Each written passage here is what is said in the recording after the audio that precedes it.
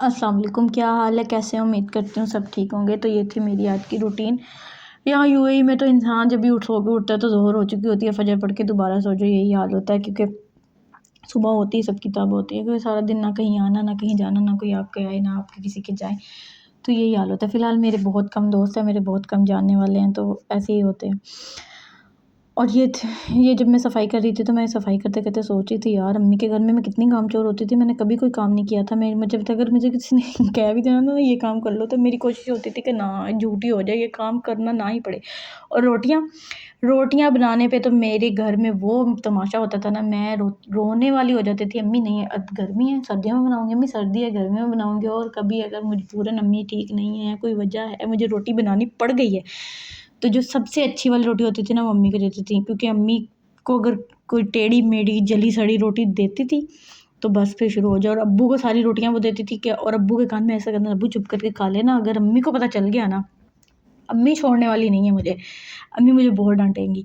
तो अब्बू मेरे चुप करके खा लेते थे। इवन दैट कि मेरे अब्बू बहुत सपोर्ट करते थे। मेरी बहन ने एक मरतबा केक बनाया, वो केक ऐसा बनाया, उसने फर्स्ट टाइम केक ट्राई किया, उसने केक ऐसा बनाया कि वो हमारे घर में बिल्लियाँ थी वो भी नहीं खा रही थी, और मेरे अब्बू उसको बड़ा मज़े से खा रहे थे और बहुत इंजॉय करके खा रहे थे। और हम लोग कहें अब्बू क्या हो गया, जानवर नहीं खा रहे, आप कैसे खा रहे हो? तो मेरे अब्बू कहते नहीं नहीं नहीं, अगले बंदे को मोटिवेट करना चाहिए, डीमोटिवेट नहीं करना चाहिए।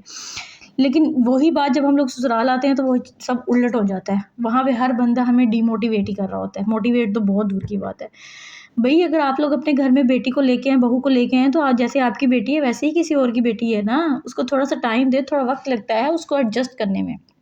लेकिन नहीं, हमारी माशरे की रवायत ही ये है कि हम बहू बेटी को समझते हैं कि ये तो भई पीछे से बहुत आलम फाज़िल है, पता नहीं क्या-क्या सीख के आई है, बस वो सब कुछ ये कर सकती है और कोई नहीं कर सकता। और अपनी बेटी को कह देते हैं ये तो बच्ची है, ये तो बच्ची है, चाहे वो चाहे अपनी बहू से बड़ी हो, चाहे बूढ़ी उम्र की हो, आधी उम्र की हो, वो तो बच्ची है, वो नहीं कर सकती, वो बहुत छोटी है।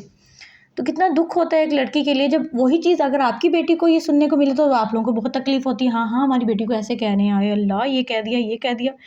कितनी गलत बात है। अपनी बहू बेटियों को भी, अपनी बहू को भी अपनी बेटी की जैसा ही समझा करें। अगर आप किसी की बेटी के साथ अच्छा करेंगे तो कल आपकी बेटी के साथ भी अच्छा होगा। तो ये था मेरा आज का व्लॉग। अच्छा लगेगा तो लाइक, कमेंट और शेयर ज़रूर कीजिएगा। Thanks for watching. Have a nice day. अल्लाह हाफ़िज़।